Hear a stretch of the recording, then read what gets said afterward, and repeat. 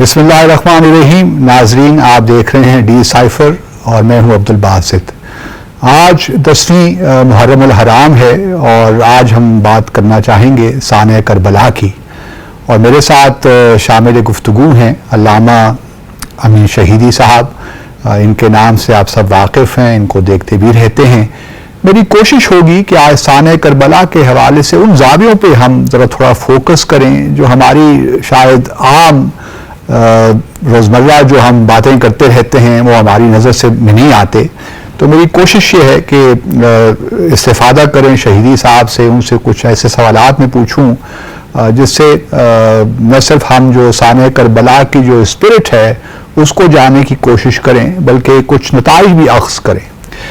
علامہ صاحب، بہت بہت شکریہ کہ آپ تشریف لائے ڈی سائفر پہ. اللہ آپ کو سلامت رکھے ڈاکٹر صاحب، اور ہم سب کو امام حسین علیہ السلام کی شناخت کی توفیق عطا فرمائے. آمین. اچھا، پہلا جو میں شروع کرنا چاہتا ہوں آغاز جو گفتگو کا ہے وہ علامہ صاحب کہ آپ کیوں سمجھتے ہیں کہ جو کربلا کی یاد کو تازہ رکھنا ملت اسلامیہ کے لیے ایک اہم چیز ہے، اس کی یاد کو برقرار رکھنا، اس کو ہر سال یاد رکھنا جس طرح ہم اس کا ذکر کرتے ہیں، کیوں ضروری ہے امت کے لیے کہ اس کی یاد کو تازہ رکھا جائے؟ بسم اللہ الرحمن الرحیم. ڈاکٹر صاحب، آپ کا جو پہلا سوال ہے نا، یہ خود اپنی جگہ ایک بہت بڑا پیغام ہے اور لوگوں کی ضمیروں کو اور ان کی عقلوں کو جھنجھوڑنے کا سبب ہے کہ ہم ایسا کیوں کریں، کس وجہ سے. دیکھیے، انسان کو زندہ رہنے کے لیے جہاں پر خوراک کی ضرورت ہے، کھانے کی ضرورت ہے، پینے کی ضرورت ہے، رہائش کی ضرورت ہے، وہیں پر اس کے اپنے باطن میں جو اس کی روح موجود ہے، اس روح کو زندہ رکھنے کے لیے کچھ نظریات کی اور کچھ معنوی اور روحانی ایسی بنیادوں کی ضرورت ہے جو اس کی روح کو انسانی روح کے طور پر قائم اور دائم رکھ سکے. ورنہ اس انسان اور حیوان میں کوئی فرق نہیں ہے جو صرف کھانے کے لیے جیتا ہے اور بچے پیدا کرنے کے لیے جیتا ہے اور اس کے بعد مر جاتا ہے. اس میں کوئی فرق نہ ہوگا. ہم صبح جب اٹھتے ہیں تو 2 رکعت نماز پڑھتے ہیں، ظہر میں 4 رکعت، عصر میں 4 رکعت، مغرب میں 3 رکعت اور عشاء میں 4 رکعت. روز وہی روٹین ہے، وہی روٹین، اور روز ہم وہی کلمات پڑھتے ہیں جو پچھلے دن ہم پڑھ چکے ہیں. کیوں ایسا کرتے ہیں؟ تاکہ ہماری روح زندہ رہے اور ہم متوجہ رہے کہ ہم ایک معبود کے ماننے والے ہیں اور اس کی بارگاہ میں ہم نے حاضری دینی ہے. اور وہ جو ہماری ہر نماز میں حاضری ہے، اس حاضری میں ہم بہت سارے وعدے اپنے رب سے کرتے ہیں اور اگلی نماز میں دوبارہ انہی وعدوں کا تکرار بھی کرتے ہیں. یہ سب کچھ کیوں کرتے ہیں؟ اس لیے کہ ہمارا جو رابطہ ہے وہ ہمارے رب سے قائم اور دائم رہے. اگرچہ دینی جتنی بھی تعلیمات ہیں ان کی روح اور اسپرٹ یہی ہے کہ انسان کو اپنے رب سے جوڑ کر رکھے، رب کی طرف سے بھیجے ہوئے قرآن اور اس پیغام الہی سے جوڑ کر رکھے. اسپرٹ یہ ہے. لیکن عام طور پر لوگ نماز پڑھتے ہیں، روزہ رکھتے ہیں، قربانیاں دیتے ہیں، ہر سال روزہ رکھتے ہیں اور ہر سال عید الاضحیٰ میں قربانی دیتے ہیں، لیکن وہ چیز جو اس قربانی میں پوشیدہ ہے اس کی طرف کم توجہ دیتے ہیں. وہ چیز جو اس ماہ مبارک رمضان کے روزوں میں پوشیدہ ہے اس کی طرف کم توجہ ہوتی ہے. وہ چیز جو روٹین میں 5 اوقات کی نمازوں میں پوشیدہ ہے، جو معنویت، جو روحانیت، جو ہدف اور جو بڑا مقصد ہے، اس کی طرف عام طور پر لوگوں کی توجہ کم ہوتی ہے. یہی اسپرٹ امام حسین علیہ السلام کی اس تحریک کے حوالے سے اور محرم کی یاد کے حوالے سے ہے. اصل میں امام حسین علیہ السلام نے جو کام کیا ہے اس کام کو سامنے رکھنا چاہیے کہ اس کام کی افادیت کیا ہے اس عالم میں. امام حسین علیہ السلام کو دیکھنے کے 2 طریقے ہیں. ایک یہ کہ ہم تاریخ کی نگاہ سے دیکھیں اور جو کچھ ہمارے مولوی صاحبان بیان کرتے ہیں اس نگاہ سے دیکھیں اور اس میں پھر آپ کو مسلکی اختلاف بھی نظر آئے گا اور جو تاریخی اختلاف ہے وہ بھی نظر آئے گا اور مختلف لوگ اپنے نقطۂ نظر سے امام حسین علیہ السلام کو پیش کرنے کی کوشش کریں گے اور نتیجتاً ہر ایک اپنے اینگل سے امام حسین کو ماننے کی کوشش کرے گا. یہ ایک اینگل ہے امام حسین علیہ السلام کو شناخت کرنے اور پہچاننے کا. لیکن دوسرا اینگل الہی اینگل ہے. اللہ کی نگاہ میں حسین کیا ہے؟ رسول اللہ کی نگاہ میں حسین کون ہے؟ امام حسین نے جو قدم اٹھایا ہے، کیا وہ قدم امام حسین نے اٹھایا ہے یا اللہ کا حکم ہے؟ آیا قرآن کی جو تعلیمات ہیں ان تعلیمات کی روح وہی کہتی ہے جو امام حسین علیہ السلام کے اقدامات ہیں، یا پھر امام حسین علیہ السلام نے زمانے کے حالات کے پیش نظر اپنی مرضی اور اپنے مزاج کے مطابق ایک قدم اٹھایا تو کامیاب ہوئے تو ٹھیک ہے، ناکام ہوئے تو پھر اس حساب سے دیکھیں گے؟ کیا یہ ہے؟ اگر ہم اس کو قرآن کے آئینے میں دیکھیں، رسول اللہ کی سیرت اور سنت کے آئینے میں دیکھیں، ماضی کے تمام انبیاء کی سیرت اور سنت اور الہی آسمانی کتابوں کے آئینے میں دیکھیں، تو ہمیں جو بات سمجھ آئے گی وہ یہ ہے کہ 61 ہجری کی کربلا میں امام حسین علیہ السلام زمین پر اس حجت خدا کا نام ہے جن کی فضیلت میں، جن کی طہارت میں، جن کی پاکیزگی میں، جن کے رسول اللہ کے بیٹے ہونے کے حوالے سے، جن کے نفس مطمئنہ ہونے کے حوالے سے قرآن کریم میں متعدد آیات اللہ نے نازل فرمائی ہیں. یہ قرآن نے کہا یا ایتھا النفس المطمئنہ ارجعی الی ربک راضیۃ مرضیہ فادخلی فی عبادی وادخلی جنتی. مفسرین یہ کہتے ہیں کہ یہ آیت امام حسین علیہ السلام کی شان اقدس میں نازل ہوئی ہے. یہ جو ہم پڑھتے ہیں انما یرید اللہ لیذھب عنکم الرجس اہل البیت ویطہرکم تطہیرا، آپ اہل البیت کو اللہ نے اس طرح سے ہر آلائش سے پاک کر کے بالکل شفاف اور نورانی بنا دیا ہے جس طرح حق تھا نورانی بنانے کا، پاک کرنے کا. تو اس آیت کے ضمن میں حضرت ام سلمہ کے گھر میں جو ہستیاں چادر تطہیر کے نیچے جمع تھیں ان میں 5واں فرد امام حسین علیہ السلام ہے. جب قرآن کریم کہتا ہے کہ کس کے مقابلے میں؟ نصارہ مسیحیوں کے مقابلے میں. تو آؤ پھر ٹھیک ہے، ہم اپنے بچوں کو لے آتے ہیں، تم اپنے بچوں کو لے آؤ. ہم اپنی جان کو لے آتے ہیں یا جانوں کو لے آتے ہیں، تم اپنی جانوں کو لے آؤ. ہم اپنی عورتوں کو لے آتے ہیں، نساء کو، تم اپنی عورتوں کو لے آؤ. کھلے آسمان پہلے جمع ہو جاتے ہیں اور اللہ کی بارگاہ میں دست دعا بنا کرتے ہیں اور ایک دوسرے پر بد دعا کرتے ہیں. لیکن علامہ صاحب میں قطع کلامی معافی چاہتا ہوں. یہ دیکھیے، ایک تو تاریخی اعتبار سے بہت سی انٹرپریٹیشنز مل جاتی ہیں واقعہ کربلا کے حوالے سے بھی. مجھے آپ یہ بتائیے، میں سمجھنا چاہتا ہوں آپ سے کہ کیا کربلا کا واقعہ ہوتا، یہ سانحہ ہوتا، اگر خلفائے راشدین کے زمانے میں کوئی اصول اقتدار انتقال کی بات ہو جاتی کہ اقتدار کا انتقال کس طرح ہوگا، ایک شخصیت کو دوسری شخصیت کس طرح منتقل ہوگا اقتدار، کیونکہ خلفائے راشدین کے زمانے میں یہ ہو نہیں پایا، ایون حضرت علی رضی اللہ تعالیٰ عنہ کے زمانے میں بھی نہیں ہوا. تو کیا یہ اسی کا تسلسل نہیں تھا؟ آپ کیا سمجھتے ہیں اس بارے میں؟ آپ کی رائے کیا ہے؟ دیکھیے، یہ دو پہلو ہیں نا جن کی طرف میں پہلے اپنی گفتگو میں اشارہ کر رہا تھا. ایک ہے اس کا تاریخی پہلو، ایک ہے اس کا معنوی پہلو. یعنی یہ جو آپ کا سوال ہے اس کا تعلق تاریخی پہلو سے ہے. میں تاریخی پہلو پر ضرور آؤں گا، لیکن پہلے اس کے معنوی پہلو کو ہم سمجھ تو پائیں کہ معنوی پہلو. یہ دیکھیے، جب امام حسین علیہ السلام کی ولادت ہوتی ہے، نبی کریم ان کی ولادت پر اشک بہا کر روتے ہیں اور خبر دیتے ہیں کہ جبرائیل نے آ کر مجھے خبر دیا ہے کہ میرے بیٹے کو یزید نامی شخص کربلا کے اندر حق اور باطل کی اس جنگ میں جام شہادت نوش کرنے پر مجبور کرے گا اور ان کی پوری فیملی، بہنوں، بچوں اور سب کو تاراج کر دے گا. اور اس وقت نبی روتے ہیں تو یہ اس کا مطلب یہ ہے کہ تقدیر خدا میں ایک ایسی چیز اللہ نے رکھی ہوئی تھی جس کے کچھ مستقبل میں اثرات ہونے تھے. یعنی گویا امام حسین علیہ السلام قرآن اور نبی کریم کی احادیث کی روشنی میں ایک ایسا منارے نور ہیں کہ ان کو دیکھ کر انسان حق کے رستے کی شناخت کر سکتا ہے اور باطل سے اجتناب کر سکتا ہے.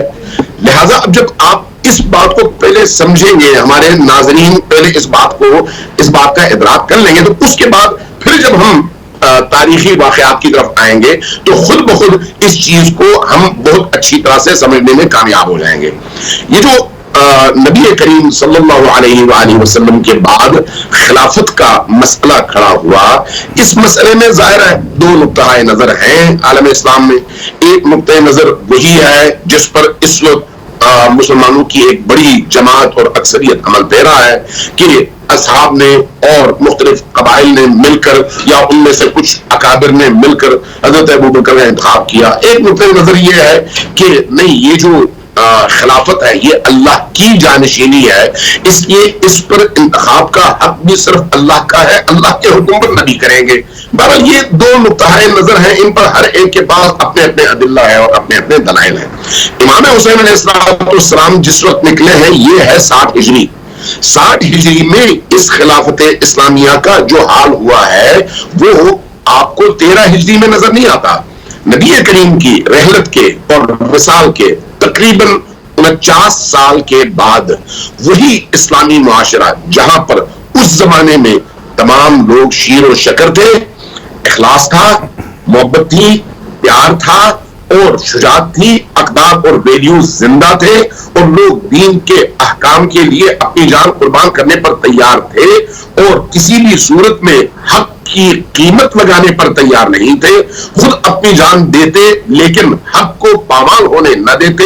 ایک ایسی فضا سے نکل کر یہی اسلامی معاشرہ صرف 50 سال کے عرصے میں اس مقام تک گر گیا کہ جہاں پر اسی رسول جس کا کلمہ لوگ پڑھتے تھے، وہی قرآن جس کو وہ لوگ اپنے لیے آسمانی ہدایت کا ذریعہ سمجھتے تھے، اسی قرآن کی آیات پامال ہوئی اور نبی کے گھر کے بچے بھی قرآنی آیات ہی کی طرح سے ان کے قدموں تلے پامال ہوئے. لیکن اس کا مطلب یہ ہے فکری طور پر، عملی طور پر وہ انسانی معاشرہ ایک ایسے انحطاط کا شکار ہوا کہ جس کے نتیجے میں اس پیغمبر کا جس کا کلمہ پڑھتے تھے اس کی اولاد کو یہودیوں نے نہیں مارا، مسیحیوں نے نہیں مارا، بت پرست نہیں مارا، مشرکین نے نہیں مارا، انہی مسلمانوں نے مارا جن مسلمانوں نے اس نبی کا کلمہ پڑھا تھا. یہ فکری انحطاط اور حقائق سے دوری کا نتیجہ ہے. لیکن سوال یہ ہے کہ کیا یہ دوری، یہ انحطاط ایک دن میں پیش آیا؟ نہیں، ظاہر ایک تدریجی عمل ہے اور اس تدریجی عمل میں ماضی کے بہت سارے واقعات کا رول ہے، کردار ہے، اور اس میں پھر وہ جنگیں بھی ہیں جن کے نتیجے میں مسلمانوں ہی کا خون بہا، وہ لڑائیاں بھی ہیں جن میں لاکھوں مسلمان قتل دربدر اور زخمی ہوئے، وہ جنگیں بھی ہیں جن میں دونوں طرف نبی کریم کے اصحاب تھے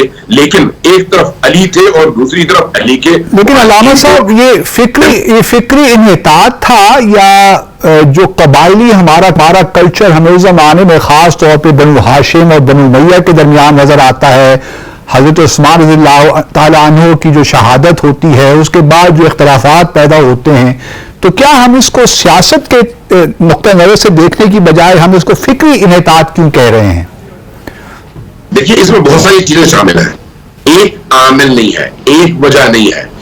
جس طرح سے خود امام حسین علیہ السلام کے قیام کے حوالے سے بعض اوقات لوگ صرف ایک عامل بیان کرتے ہیں کہ کوفہ والوں نے بیعت مانگی تو اس لیے امام حسین، کوفہ والوں نے دعوت نامہ بھیجا اور دعوت دی تو اس لیے امام حسین کھڑے ہوئے. صرف ایک عامل اور ایک وجہ تلاش کرتے ہیں. یہ جو انحطاط ہے اسلامی معاشرے کا، اس انحطاط کے پیچھے عوامل ایک نہیں بہت سارے ہیں. اس میں کوئی شک نہیں کہ وہ قبائلی معاشرہ تھا، اس میں کوئی شک نہیں کہ قبائلی معاشرے کی اپنی کچھ ایسی چیزیں روایات ہوتی ہیں جن کو مٹانا آسان نہیں ہوتا. اس میں کوئی شک نہیں کہ نبی کریم نے آ کر ان تمام روایات کو مٹانے کے بعد توحید کے سائے میں لوگوں کے باطن کی، لوگوں کی معنویت کی تربیت کیا ہے. اس میں کوئی شک نہیں کہ نبی کریم نے آ کر ان قبائلی امتیازات کو مٹانے کے بعد کچھ اصول دیے، کچھ ضابطے دیے. لیکن مشکل یہ ہے کہ بعد میں انہی ضابطوں کے پرخچے کس نے اڑائے؟ اسی قبائل کے لوگوں نے جو اسلام قبول کر چکے تھے. جہاں پر قبائلی اور وہاں کے علاقائی کلچر، تہذیب اور ان کے مزاج کو سامنے رکھا جائے گا، وہیں پر دین کی ان تعلیمات کی پامالی کو بھی سامنے رکھا جائے گا. دین کی ان تعلیمات کی پامالی اگر نہ ہوتی تو فکری طور پر وہ کبھی بھی انحطاط کا شکار نہ ہوتے. خود یہ قبائلی عصبیت کی پیروی فکری انحطاط کا نتیجہ ہے، اور اسی عصبیت کے نتیجے میں انسان مسلمان سیاست کے نام پر اقتدار کے لیے اور ظاہری جاہ اور منصب کے لیے دینی اقدار اور ویلیوز کو پامال کرے تو اس کا مطلب یہ ہے کہ وہ فکری انحطاط کا شکار ہے، اگرچہ سیاست کے نام پر، اگرچہ قبائل اور اپنے ان رسومات اور قبائلی ان ویلیوز کے نام پر، لیکن بہرحال اصل چیز تو وہی فکری سرمایہ ہے جو کہ اسلام کی صورت میں تھا، دین کی صورت میں تھا، قرآن کی آیات کی صورت میں تھا، نبی کریم کی سیرت اور سنت اور آپ کے فرامین اور آپ کی احادیث کی صورت میں تھا۔ جب آپ اس اعتبار سے دیکھتے ہیں تو اس نتیجے پر پہنچتے ہیں کہ اس معاشرے کے اندر وجہ ایک نہیں تھی۔ جہاں پر لوگوں کی جہالت ایک وجہ تھی، وہیں پر لوگوں کی عدم تربیت ایک وجہ تھی، تربیت کا فقدان، اور پھر بعض ایسے اقدامات جس کے نتیجے میں آپ کی توجہ تربیت سے ہٹ گئی اور کشور کشائی پر مبذول ہوئی۔ اب آپ یہ دیکھیں کہ نبی کریم کے بعد سلطنت اسلامیہ کی حدیں بہت زیادہ پھیل گئی، لیکن صرف حدوں کا پھیلنا کافی نہیں ہوتا، یہ آپ بھی جانتے ہیں اور ہم بھی جانتے ہیں۔ وہ ہمارے ہاں ایک لطیفہ ہے کہ کسی مسلمان نے ہندو کو گرا دیا اور کہا کہ کلمہ پڑھو ورنہ میں تمہیں مار دوں گا۔ اس نے کہا مجھے بتاؤ کیا پڑھوں؟ کہا کلمہ پڑھو۔ کہا کیا وہ کیا ہوتا ہے؟ کہا کلمہ پڑھو۔ تو اس نے جواباً کہا کہ تم کلمہ بتاؤ کہ وہ ہے کیا تاکہ میں پڑھوں۔ اس نے کہا وہ تو مجھے بھی نہیں آتا۔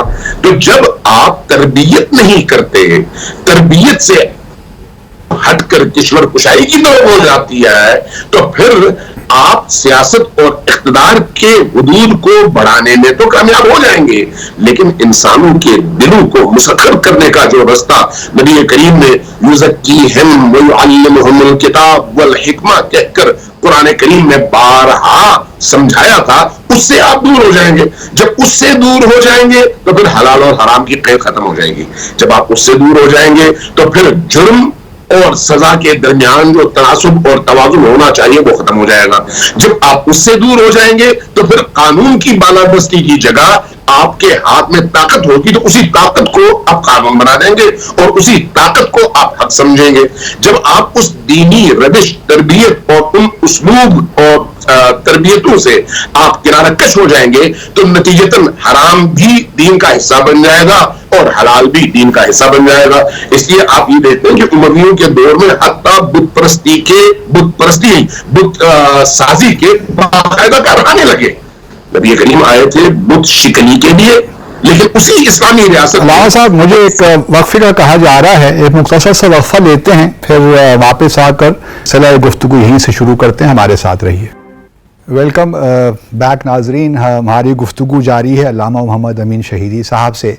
علامہ صاحب ایک اور بات کہی جاتی ہے ضمن میں کہ حضرت حسن رضی اللہ تعالیٰ عنہ نے تو فائنلی حضرت معاویہ عنہ کی جو ہے ان پہ بیعت کر لی تھی، تو پھر کیا ضرورت پڑی کہ 20 سال کے یا 20 سال حکومت میں رہے، ان کی خلافت رہی، تو اس کے بعد کیا ضرورت پڑی کہ حضرت امام حسین رضی اللہ تعالیٰ عنہ کو یہ اقدام اٹھانا پڑا؟ کیونکہ اور بھی بہت سے صحابی تھے، تقریباً 5 ایسے صحابی تھے جن میں سے 3 نے تو قبول کر لیا، لیکن 2 ایسے صحابی تھے جنہوں نے قبول نہیں کیا یزید کی خلافت کو۔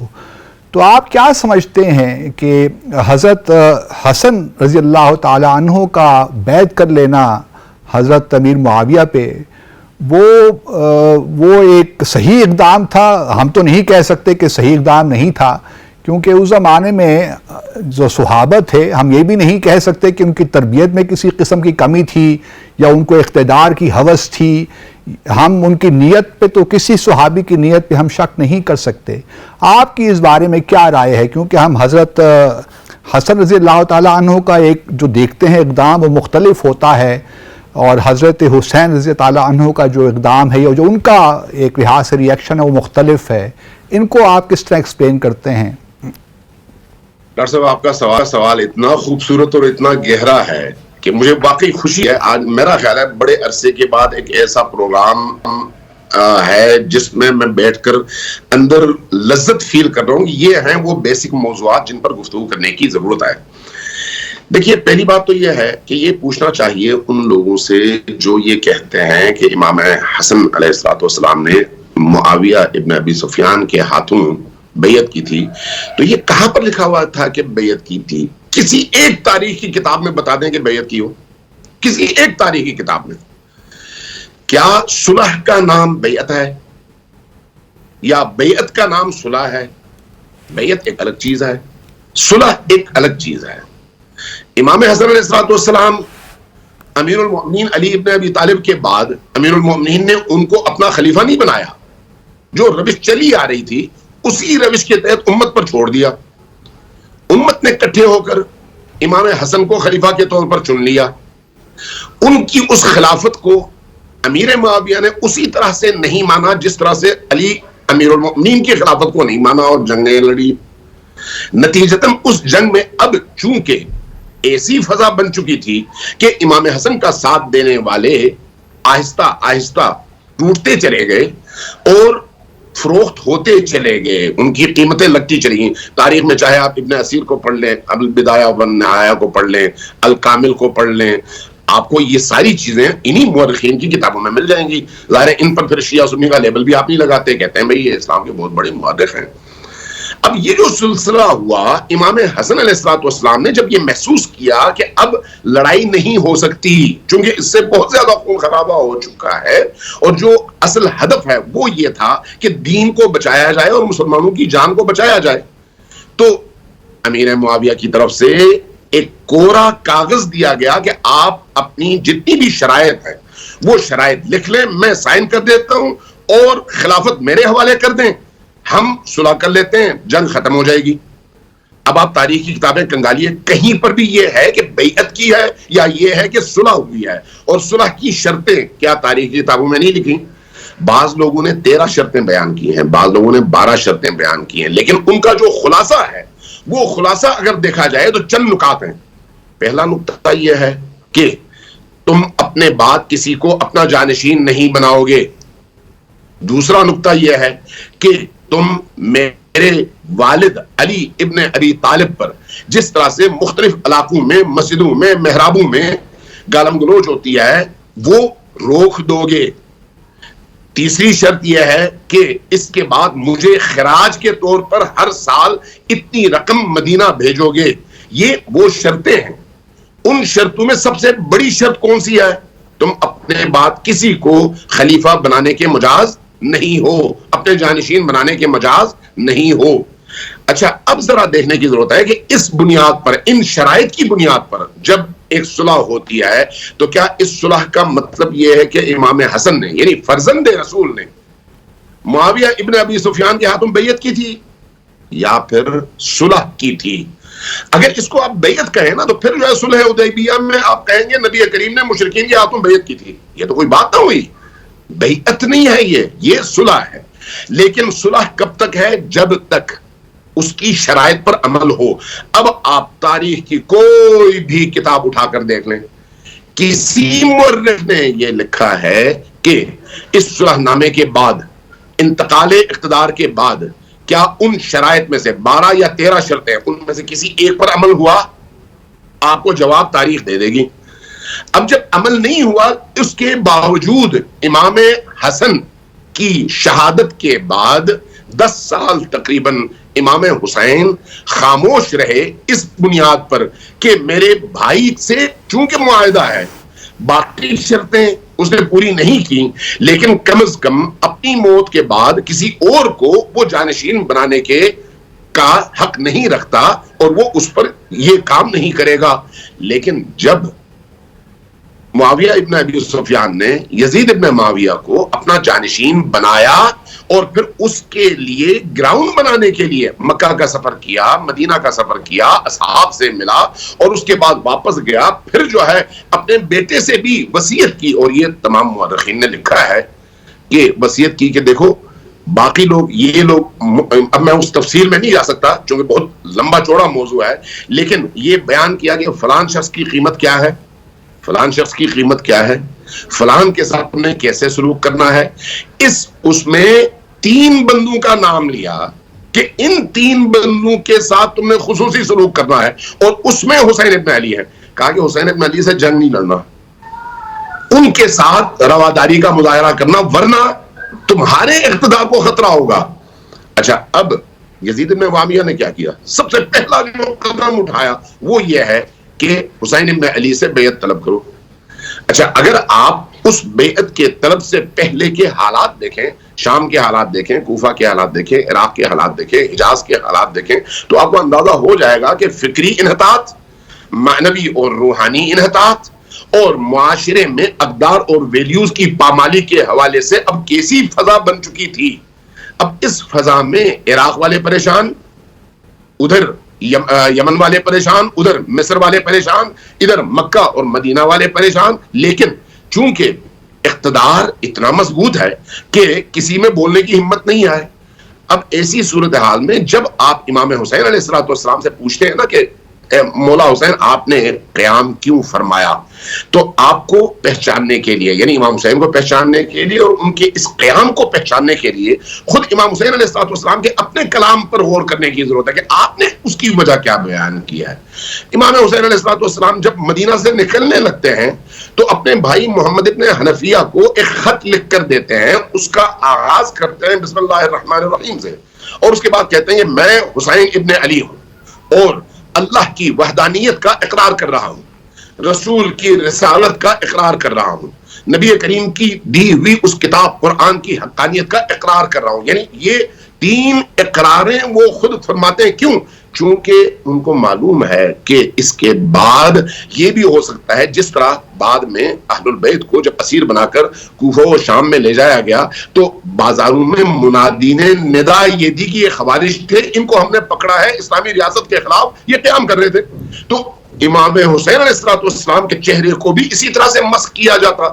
لہذا جو شام کی صورتحال تھی وہ آپ مختلف جو اماموں نے اور خصوصاً امام نسائی نے بیان کیا ہے اس کو پڑھنے اندازہ ہو جائے گا۔ ظاہر ان میں سے کوئی بھی شیعہ تو نہیں ہے، یہ سارے محدثین اہل سنت ہیں اور ماشاءاللہ بڑی زبردست چیزیں انہوں نے صاحب ایک اور سوری میں قطع کلامی کی معافی چاہتا ہوں، ایک اور سوال جو میرے ذہن میں آتا ہے وہ یہ ہے کہ اگر ہم خلافت 4 خلفائے راشدین ہیں ان کے زمانے کو بھی ہم دیکھیں یا 3 خلفائے راشدین کو ہم دیکھیں حضرت علی رضی اللہ تعالیٰ عنہ سے پہلے، تو حضرت علی رضی اللہ تعالیٰ عنہ نے تو ان تینوں خلفاء سے جس طرح تعاون کیا اس سے تو ہمیں یہی لگتا ہے اور تاریخ بھی ہمیں یہی بتاتی ہے کہ حضرت علی رضی اللہ تعالیٰ عنہ نے کبھی اپنے لیے خلافت کا دعویٰ نہیں کیا۔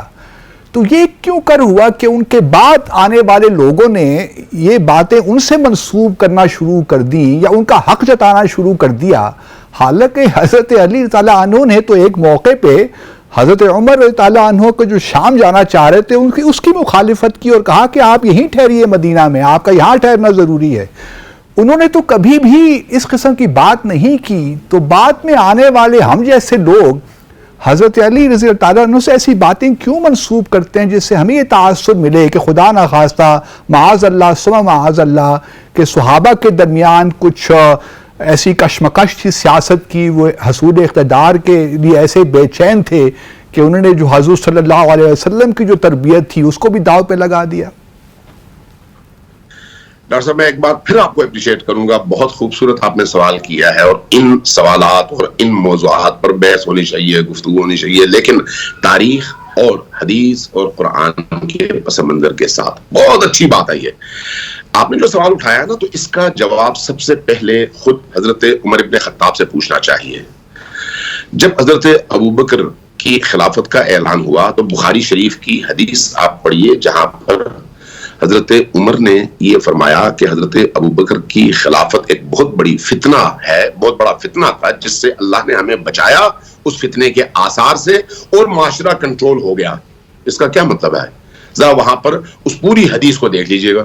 ایک اور دوسری بات یہ ہے کہ جب سقیفہ بنی ساعدہ میں یہ مختلف قبائل کے سردار جمع ہوئے تو کیا ان کے درمیان خلافت کے حوالے سے اختلاف پیدا نہیں ہوا؟ ہر قبیلے نے یہ نہیں کہا کہ ہماری طرف سے خلیفہ ہونا چاہیے اور اس پر ہر ایک نے استدلال پیش نہیں کیا، یعنی آپ سے نہیں ہم سے ہونا چاہیے اور اس کی وجہ یہ ہے۔ کیا یہ بات ہوئی یا نہیں ہوئی؟ پھر اگلی بات یہ ہے کہ کیا سقیفہ بنی ساعدہ میں جب خلافت کے حوالے سے فیصلے ہو رہے تھے تو اہل البیت جن کے سربراہ اس وقت امیر المؤمنین علی ابن ابی طالب تھے، کیا وہ سقیفہ میں موجود تھے یا وہ نبی کریم کی تجہیز و تدفین اور تدفین میں مصروف تھے؟ یہ تاریخ کا ایک بہت بڑا المیہ ہے اور امام ابن شیبہ جیسی شخصیات نے وہ روایات نقل کی ہیں جو امام بخاری کے استاد ہیں کہ رسول اللہ کی تدفین اور تجہیز میں لوگ شریک نہیں تھے، سارے سقیفہ میں تھے. تو اس کا مطلب یہ ہے کہ اہل البیت تو اس سے بالکل کاٹ دیے گئے اور وہ بالکل الگ رہے. اب یہ ایک تاریخی بحث بھی ہے، کلامی بحث بھی ہے. لہٰذا جب آپ خلافت کے حوالے سے بحث کریں گے تو دو حوالوں سے بحث ہوگی. ایک ہے کہ کیا یہ خلافت اللہ کی طرف سے ودیت اور اللہ کا اختیار ہے یا پھر نبی کے بعد عوام کا اختیار ہے. یہ خود ایک بحث ہے، ظاہر ہے اس پر ایک علمی گفتگو کی ضرورت ہے. لیکن اگر ہم دیکھیں تو یہاں پر نبی کریم کے بعد خود نبی کریم کے بارے میں ہمارے عام مسلمان خاموش ہیں کہ نبی کریم نے کسی کی وصیت نہیں کی، لیکن عملاً ہم دیکھتے ہیں کہ حضرت ابوبکر کو اگر باقی لوگوں نے منتخب کیا تو انہوں نے اپنے بعد حضرت عمر کی وصیت کی، اور حضرت عمر نے اپنے بعد 6 لوگوں کی کمیٹی بنائی اور ان 6 لوگوں میں سے ایک بندے کا انتخاب ہوا. بہرحال ایک روش تو چلی آگے. جب یہ جو مسائل پیدا ہوئے اس کے بعد 6 ماہ تک حضرت علی اور حضرت ابوبکر اور حضرت عمر کے درمیان بہرحال اختلافات اور ناراضگیاں تو رہیں. اور اس کے بعد جب حضرت ابوبکر نے پیغام بھجوایا، یہ بخاری کی روایت ہے، بخاری کی روایت پڑھ لیجئے، کہ میں آپ کی طرف آنا چاہتا ہوں، تو انہوں نے کیا فرمایا؟ آپ آئیے، حضرت عمر کو لے کر نہ آئیے. یہ بھی بخاری کی روایت ہے. تو اس کا مطلب یہ ہے کہ مسائل تو تھے. اب وہ مسائل کس طرح سے حل ہوئے یا کس طرح سے اس کا پس منظر کیا تھا، اس پر ڈیبیٹ کے لیے ظاہر ہے ٹی وی پہ اتنا موقع نہیں ملتا. جو اصل بات ہے وہ یہ ہے کہ یہ مسئلہ ایک الگ مسئلہ ہے، لیکن جب گھر پر حملہ ہو نا تو اس وقت گھر کو بچانا ایک الگ مسئلہ ہے. اب خلافت کے حوالے سے جب ایک پیٹرن سیٹ ہو گیا حضرت ابوبکر کے بعد، چاہے اس کو آپ درست سمجھیں یا درست نہ سمجھیں، 2 طبقات وجود میں آ گئے، اہل البیت کے ماننے والے اور اہل البیت، اور دوسری طرف ہمارے یہ اکابر صحابہ، 2 طبقات وجود میں آ گئے. اب اس 2 طبقے کے وجود میں آنے کے بعد جو بعد کے حالات ہیں ان میں امیر المؤمنین علی ابن ابی طالب 25 سال انہی خلفائے محترم اور خلفائے راشدین کی زندگی میں زندہ بھی رہے اور اسی مدینہ میں بھی رہے. لیکن ان 25 سالوں میں مجھے یہ بتائیں، وہ علی جنہوں نے ماضی میں رسول کریم کے ساتھ 86 جنگوں میں سے کسی کو نہیں چھوڑا، ہر جنگ میں شریک ہوئے اور ہر جنگ کے ہیرو کہلائے، وہی علی ان 25 سالوں میں کہاں پر تھے؟ کس جنگ میں شریک ہوئے؟ کس ایسے پروگرام میں شریک ہوئے؟ کس ایسے جہاد میں شریک ہوئے؟ کس فتح میں شریک ہوئے؟ لیکن شریک اگر نہیں ہوئے تو مشورہ ضرور دیا، اس میں کوئی شک نہیں. انہوں نے ایک اچھے مشاور اور ایک اچھے مشیر کا کردار ادا کیا.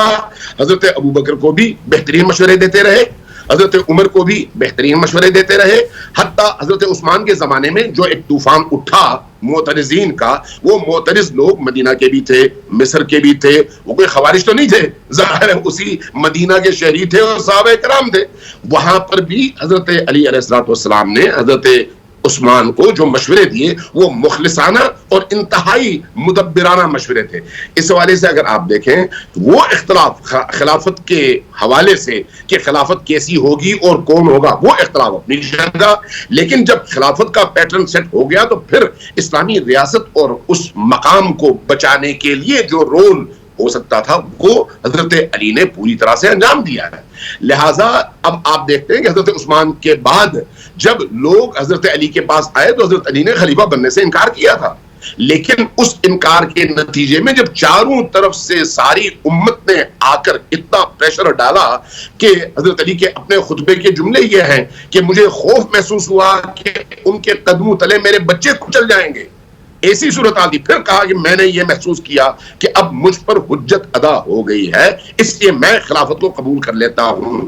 اب سوال یہ ہے کہ اس سے پہلے حضرت ابوبکر کے دور میں کوئی اختلاف پیدا نہیں ہوا، حضرت عمر کے دور میں کوئی اختلاف پیدا نہیں ہوا، حضرت عثمان کے دور میں کوئی اختلاف پیدا نہیں ہوا، اور جو بھی ان کے مقابلے میں اٹھا کوئی اعتراض کرتے ہوئے وہ مارا گیا اور ختم ہو گیا، چاہے کسی بھی بہانے سے، چاہے وہ زکوٰۃ کے مسئلے میں یا باقی مسائل میں. لیکن یہ کیسے ہوا کہ حضرت علی کے دور میں جیسے ہی آپ مسند خلافت پر بیٹھے، شام والوں نے الگ سے بغاوت شروع کر دی اور مدینہ میں ایک گروہ کھڑا ہوا، انہوں نے کیا آپ اس کو بغاوت کہیں گے؟ وہ تو ایک مطالبہ کر رہے تھے کہ جو حضرت عثمان رضی اللہ تعالیٰ عنہ کے جو قاتلین ہیں ان کو ہم نے قصاص کا مطالبہ تھا ان کا بنیادی طور پہ. جہاں تک میری معلومات ہیں کہ حضرت امیر معاویہ رضی اللہ عنہ نے کبھی خلافت کا دعویٰ تو اپنے حق میں نہیں کیا تھا اس وقت تک. دیکھیے سوال یہ ہے کہ قصاص کا مطالبہ کس سے کرنا چاہیے؟ کس سے؟ قاتل سے، قاتل کے حوالے سے. حضرت علی ابھی خلیفہ بنے ہیں اور ان کو امت نے خلیفہ بنایا ہے، تو قصاص کا مطالبہ کرنے کا حق کس کے پاس ہے؟ حضرت عثمان کے فرزندوں کے پاس. حضرت عثمان کے بیٹوں نے تو کوئی مطالبہ نہیں کیا تھا. شام سے کیسے مطالبہ اٹھا؟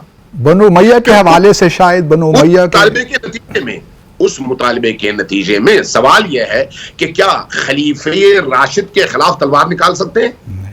خلیفہ راشد کے خلاف حضرت ابوبکر کے دور میں تلوار کیوں نہیں نکالی جا سکتی تھی؟ حضرت عمر کے دور میں کیوں نہیں نکالی جا سکتی تھی؟ خود حضرت عثمان کے دور میں کیوں نکالی نہیں جا سکتی تھی؟ حضرت علی کے دور میں بڑی آسانی سے تلواریں نکل آئیں. شام سے پورا لشکر تیار ہوا. سوال یہ ہے کہ کیا حضرت علی قاتل تھے؟ نہیں. قاتلوں کے حامی تھے؟ نہیں. قاتلوں کو سپورٹ دینے والے تھے؟ نہیں. وہ مجمع تھا عوام کا. عوام کے اس مجمع کو کوئی ایک فرد یا ایک فورس کنٹرول نہیں کر سکتی اس طرح سے جس طرح سے اس دور کا حال تھا. اب اس میں حضرت علی کو اگر موقع ملتا تو وہ ہو سکتا ہے قاتلین کی نشاندہی کرنے میں کامیاب ہوتے، لیکن ابھی جیسے ہی حضرت علی کی خلافت کا اعلان ہوتا ہے ادھر سے یہ مطالبہ اٹھتا ہے، اور مطالبہ صرف مطالبے کا عنوان ہے، اصل ہدف مطالبہ تو نہیں ہے. اس لیے آپ یہ دیکھتے ہیں کہ وہاں سے ایک شخصیت، ایک صحابی رسول کے قتل کے مجرم کو سزا دینے کا مطالبہ ہے. فرض کرتے ہیں بالکل درست مطالبہ ہے، فرض کرتے ہیں. تو اب اس مطالبے کے ضمن میں آپ 70,000 صحابہ کو قتل کریں گے؟ کیا اس پورے معاشرے کے امن کو تہو بالا کریں گے؟ خلیفہ راشد کے خلاف کھڑے ہو جائیں گے؟ کیا وہ خلیفہ راشد جس کو پوری امت نے مل کر بنایا ہے، جبکہ حضرت ابوبکر کے دور میں پوری امت نے تو مل کے نہیں بنایا تھا، حضرت عمر کو پوری امت نے تو مل کے نہیں بنایا تھا، حضرت عثمان کو پوری امت نے تو مل کے نہیں بنایا تھا، لیکن حضرت علی کے دور میں تو وہ روایات بھی ٹوٹ گئی اور ایک نئی روایت قائم ہوئی تھی کہ سب کے سب نے مل کر یہ کہا کہ اس خلافت کو بچا سکتا ہے اگر کوئی تو وہ صرف آپ کی ذات ہے. ایک ایسے موقع پر ایک ایسی شخصیت جو رسول کے بھائی ہیں، تمام جنگوں کے فاتح ہیں، قرآن کی 300-350 آیات جس کی شان میں نازل ہوئی ہیں، جو اپنی ولایت کے اعتبار سے آج بھی تمام مسلمانوں کے درمیان متفق علیہ ہستی ہے، اس ہستی کے خلاف اور ان کی خلافت کو ختم کرنے کے لیے اس طرح کا قدم، اس کا کیا مطلب ہے؟ اس کو آپ کیا کہیں گے؟ اور پھر جو نبی کریم کے اپنے جملے ہیں ان جملوں کو کیا کہیں گے جو نبی کریم نے فرمایا تھا؟ اور ان کی یہ حدیث مسلم میں موجود ہے، بخاری میں موجود ہے، باقی احادیث کی کتابوں میں موجود ہے، اور میں جتنے بھی حوالے دے رہا ہوں ظاہر ہے بڑے بڑے محدثین کے حوالے دے رہا ہوں، امام بخاری جیسی، امام مسلم جیسی شخصیات، ان کے حوالے دے رہا ہوں. ان احادیث میں کیا یہ موجود نہیں ہے کہ رسول کریم نے فرمایا تھا کہ اے عمار تمہیں ایک باغی گروہ قتل کرے گا؟ تو عمار کو کس نے قتل کیا؟ شام والوں نے. تو اب شام والوں کو آپ بھی کہیں گے یا قصاص خون عثمان رضی اللہ تعالی عنہ کا مطالبہ گر قرار دیں گے؟ رسول نے جو کہا اس سے نہ آپ آگے بڑھ سکتے ہیں نہ آپ پیچھے ہٹ سکتے ہیں. اس لیے جو اصطلاح رسول نے استعمال کیا ہے وہی آپ کرنے کے پابند ہیں. اس کو کم کرنا بھی جرم ہے، بڑھانا بھی جرم ہے. نہ رسول سے آگے بڑھو اور نہ رسول سے پیچھے رہو. ما آتاکم الرسول فخذوہ وما نہاکم عنہ فانتہوا. جو رسول نے کہا اس کو پوری طرح سے پکڑو، نہ اس میں کمی کرو نہ اس میں زیادتی کرو. لہٰذا جب ہم کہتے ہیں کہ حضرت علی علیہ السلام کے خلاف جو کچھ بھی ہوا، آپ یہ دیکھیں یہ جو جمل کا لشکر بنا کس لیے بنا؟ کیا امام علی غلط تھے اس لیے بنا؟ نہیں. تمام عالم اسلام کا جس میں شیعہ بھی شامل ہے سنی بھی شامل ہے، تمام فرقوں کا اس بات پر اتفاق ہے کہ خلیفہ راشد امیر المؤمنین علی ابن ابی طالب کے خلاف جن لوگوں نے تلواریں اٹھائیں، چاہے وہ جمل کے میدان میں اٹھائیں، چاہے وہ صفین کے میدان میں اٹھائیں، چاہے وہ نہروان کے میدان میں اٹھائیں، سب باطل تھے اور علی حق پر تھے. اس پر تو سب کا اتفاق ہے. اگر وہ باطل تھے تو پھر باطل کو باطل ہی کہنا چاہیے. یہ جو کربلا کا واقعہ ہے اسی باطل راہ کا تسلسل ہے اور اس کی معراج ہے. چونکہ کربلا میں وہی لوگ سامنے آئے ہیں نا جنہوں نے پیچھے حضرت امام حسین کے والد سے جنگ لڑی ہے. وہی لوگ سامنے آئے ہیں جنہوں نے اقدار اور ویلیوز کو پامال کیا ہے. اس لیے آپ یہ دیکھیں کس جنگ میں ایسا ہوتا ہے کہ کسی عام فرد کی ناموس پر بھی حملے ہوں، بچیوں پر، بہنوں پر، ماؤں پر، خواتین پر. یہ گھرانہ عام گھرانہ تو نہیں تھا، رسول کا گھرانہ تھا، نبی کا گھرانہ تھا، صاحب قرآن. علامہ صاحب ایک مختصر سا وقفہ لیتے ہیں اور پھر آ کر سلسلہ گفتگو یہیں سے شروع کرتے ہیں. ہمارے ساتھ رہیے ناظرین. ویلکم بیک ناظرین. علامہ صاحب ہمارے پاس اب وقت بہت مختصر ہے. میں آپ سے یہ جاننا چاہتا ہوں کہ آج اس زمانے میں ہم رہ رہے ہیں اور ایک تاریخ ہے شیعہ سنی اختلافات کی جس نے ایک مسلم دنیا میں بڑا کھچاؤ سا پیدا بھی کیا ہے، اور پھر خاص طور پہ ایران میں جو اسلامی انقلاب آیا اس کے بعد حالات اور کشیدہ ہو گئے، اور ہم اس وقت دنیا میں دیکھ رہے ہیں جو کچھ حالات آپ کے سامنے ہی ہیں. تو ان اختلافات کو دور تو شاید اب نہیں کیا جا سکتا یا مجھے نہیں معلوم کیونکہ میرا اتنا نالج نہیں ہے ان معاملات میں، لیکن آپ کیا سمجھتے ہیں کوئی ایسا کنورجنس، کوئی پوائنٹ ایسا آ سکتا ہے؟ مثال کے طور پر سعودی عربیہ اور ایران میں تعلقات، جو سفارتی تعلقات ہیں وہ بحال ہوئے ہیں، اس سے ہم یہ امید کر سکتے ہیں کہ چلیے کچھ فضا بہتر ہوگی، ماحول بہتر ہوگا، تو ہم جو فلسطین کا مسئلہ ہے، کشمیر کا مسئلہ ہے، اس پہ یکجا ہو کر کام کریں گے. کیونکہ وقت ہمارے پاس کم ہے تو میں آپ سے ذرا آج کے حوالے سے آپ کے خیالات جاننا چاہتا ہوں کہ کیا صورتحال بنتی نظر آتی ہے آپ کو مستقبل میں؟ آپ کا یہ سوال بڑا جاندار سوال ہے. دیکھیے اس میں تو کوئی شک نہیں کہ تاریخی اختلافات اپنی جگہ ہیں، لیکن تاریخی اختلافات کہاں نہیں ہوتے؟ کیا یورپ کے مختلف ممالک کے درمیان، اقوام کے درمیان تاریخی اختلافات نہیں ہیں؟ دنیا کی دیگر قوموں اور دیگر خطوں کے درمیان، دیگر خطوں میں کیا اقوام کے درمیان اس طرح کے اختلافات نہیں ہیں؟ ان اختلافات کے ساتھ ایک اچھی زندگی جس کا نتیجہ عام عوام کو فائدہ پہنچانا ہو، ایک ایسی زندگی جینا عقل کا تقاضا ہے. تاریخی اختلافات اپنی جگہ، تعبیرات کے اختلافات اپنی جگہ، تفسیر کے اختلافات اپنی جگہ، دینی مفاہیم میں اختلافات اپنی جگہ، لیکن یہ اختلافات طول تاریخ میں موجود تھے. لیکن ان اختلافات کو جھگڑوں کی، نزاع کی، جنگ کی شکل دینے کا صحرا اہل سیاست کے سر ہے، چاہے وہ ماضی کے ہوں یا آج. چونکہ آج بھی اگر شیعہ اور سنی کے نام پر لڑایا جاتا ہے تو اس لڑائی کا جو اصل پس منظر ہے وہ سیاست ہے. جبکہ عقیدے کے حوالے سے اگر آپ اوپر سے شروع کریں، توحید پر سب کا اتفاق ہے، نبوت پر سب کا اتفاق ہے، رسالت پر، نبوت پر، نبی کریم کی شخصیت پر، ان کی سنت پر، قرآن کریم پر سب کا اتفاق ہے. تمام عبادات، جتنے بھی عبادات اللہ نے واجب اور فرض رکھے ہیں، ان میں مسلمانوں کے درمیان کوئی اختلاف نہیں ہے. تو اس کا مطلب یہ ہے کہ جو مشترکات ہیں ان کی تعداد بہت زیادہ ہے. اختلافات بعض واقعات پر ہے، اختلافات بعض تاریخی عناوین سے ہے، اور ان تاریخی عناوین کا تعلق ماضی سے ہے 1500 سال پہلے سے. لہذا آج کے دور میں مسلم امہ کو جس چیز کی ضرورت ہے وہ ہے باہمی یکجہتی کے ساتھ اللہ، رسول اور قرآن کے مخالفین اور دشمنوں کے مقابلے میں سب آرا ہونا، کندھے سے کندھا ملا کر کھڑا ہونا. میرا خیال ہے ماضی قریب میں یہ جو سعودیہ اور ایران کے درمیان برف پگھلی اور ایک اچھی مفاہمتی فضا پیدا ہوئی، اس کو نیک شگون کے طور پر لینا چاہیے. یہ بہت بہترین قدم ہے اور میں دعا گو ہوں کہ اللہ اس میں مزید برکت دے، لیکن اس کا جو نتیجہ ہے وہ وہیں پر محدود نہیں ہونا چاہیے. یہ اس وقت جو صورتحال ہے، اب سویڈن میں قرآن جلایا گیا، ڈنمارک میں نبی کریم کی شان اقدس میں توہین کی گئی، انڈیا میں ہر روز مسلمانوں کی آبرو، عزت، مال، جان کو نقصان پہنچایا جاتا ہے، فلسطین میں ہر روز صہیونی آکر عام مسلمانوں کا قتل عام بھی کرتے ہیں اور ہر ظلم ان پر روا رکھتے ہیں. کشمیر میں ہر روز ہماری بہنوں، ماؤں، بیٹیوں اور بچیوں پر حملے ہوتے ہیں اور ان کی عزت، ان کی ناموس تار تار ہوتی ہے. کیا ایسے موقع پر ہمیں تاریخ کے ان ماضی کے مسائل میں الجھنا چاہیے یا ان چیزوں کو سامنے رکھتے ہوئے ایک دوسرے کے ساتھ کندھے سے کندھا ملا کر کھڑا ہونا چاہیے؟ عقل یہی کہتی ہے کہ کھڑا ہونا چاہیے. قرآن یہی کہتا ہے کہ کھڑا ہونا چاہیے.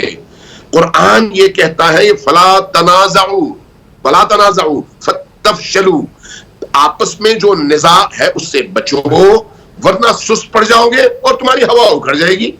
اور اس وقت جو فضا ہے اس فضا سے استفادہ کون کرتا ہے؟ آپ کا وہ دشمن. آپ یہ دیکھیں، مسلمان کو مسلمان سے لڑانے کے لیے داعش بنائی جاتی ہے، پیسہ امریکہ دیتا ہے، یورپ دیتا ہے. مسلمان کا خون بہتا ہے، مسلمان کا علاقہ کیپچر ہوتا ہے، مسلمان کا تیل ٹرانسفر ہوتا ہے، مسلمان کی جان جاتی ہے، مسلمان کے علاقوں کا بنیادی انفراسٹرکچر تباہ ہوتا ہے اور مغربی دنیا کا اسلحہ بکتا ہے. اور جو جدید اسلحہ ہے جن کو ابھی انہوں نے آزمایا بھی نہیں ہوتا وہ لا کر سیریا میں، یمن میں، افغانستان میں، مسلمان ممالک میں اس کو آزماتے ہیں. ان کا اسلحہ آتا ہے مسلمان کا خون بہانے اور ادھر سے تیل اور ڈالر جاتا ہے ادھر. اور استعمال کون ہوتا ہے؟ وہ چہرہ جس کو مسلمانوں کا چہرہ بنا کر پیش کیا گیا، داعش. اور اس کے پیچھے جو مکروہ روح ہے وہ مغرب کی. کیا ہمارے مسلمان حکمرانوں کو اس بات کو سمجھنے کی ضرورت نہیں ہے؟ کیا امت کو اس بات کو سمجھنے کی ضرورت نہیں ہے کہ اس وقت عالم اسلام اور مسلم معاشرہ اس چیز کے حوالے سے بہت زیادہ ضرورت مند ہے؟ اس کو ضرورت ہے کہ مسلمان معاشرے کو آپس میں جوڑ کر کفر کے مقابلے میں کھڑا کیا جائے. اور قرآن ہمیں یہی بتاتا ہے، ہمیں اسلام یہی بتاتا ہے. اس اعتبار سے میں یہ سمجھتا ہوں کہ عقل اور شعور انسانی میں جیسے جیسے اضافہ ہوگا، یہ جو نوجوان نسل ہے آج جس طرح کے ذرائع اس کے ہاتھ میں، اس کے نتیجے میں آہستہ آہستہ شعور کے بڑھنے کے ساتھ ہر انسان اس نتیجے پر پہنچے گا. ایک وقت آئے گا یہ جو فرقہ وارانہ لڑائی ہے، مسلکوں کی لڑائی ہے، جس میں مولوی حضرات ہمیں الجھاتے ہیں اور مولویوں کو کوئی اور فیڈ کر رہا ہوتا ہے، تو اس سے قوم نکلے گی ایک بلند مقصد کے لیے. آپ دیکھیں فلسطین میں فلسطینی گروپس مختلف ہیں لیکن اسرائیل کے مقابلے میں متحد ہیں. وہاں شیعہ سنی کا مسئلہ نہیں ہے. یہی چیز لبنان میں ہے. لبنان کے شیعہ فلسطین کے سنی اکٹھے ہو کر اسرائیلی صہیونیوں کے مقابلے میں پوری طرح سے کھڑے ہیں. مجھے اس بات پہ خوشی ہے علامہ صاحب کہ آج کا جو یہ ہماری گفتگو ہے ہم اس کو پازیٹیو نوٹ پہ ختم کر رہے ہیں کہ آپ نے بالکل صحیح فرمایا کہ اب وقت آ گیا ہے کہ اپنے مسلکوں سے اٹھ کر ایک سیاسی جو ہے طور پہ اور ہر لحاظ سے اکٹھے ہوں تاکہ جو بحیثیت امت ہمیں چیلنجز جو درپیش ہیں ان کا ہم صحیح معنوں میں مقابلہ کر سکیں. علامہ صاحب بہت بہت شکریہ آپ کا ڈی سائفر میں آنے کا. انشاءاللہ آئندہ بھی آپ سے استفادہ کرتے رہیں گے. ناظرین انشاءاللہ اگلے جمعے شب 10 بجے آپ سے دوبارہ ملاقات ہوگی. اپنا خیال رکھیے. اللہ حافظ.